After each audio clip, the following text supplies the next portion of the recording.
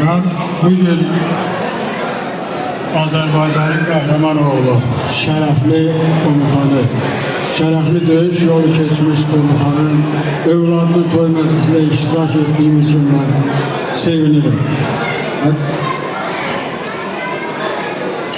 Ben arzu edirəm ki, komutanımın övladı bu günləri ailə həyatı qurur. Ailə küçük dövlətdir. Bu dövlətin bu dövləsi təməli bugün qoyulur. Arzu edirəm ki, bu təməl o qədər möhkəm olsun ki, əsrlərə döşsün və inşallah qızıl toyların bir yerdə qeyd eləsinlər.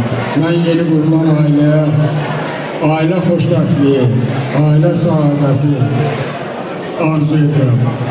Qoy onların ocaqları isti, suları sərin olsun.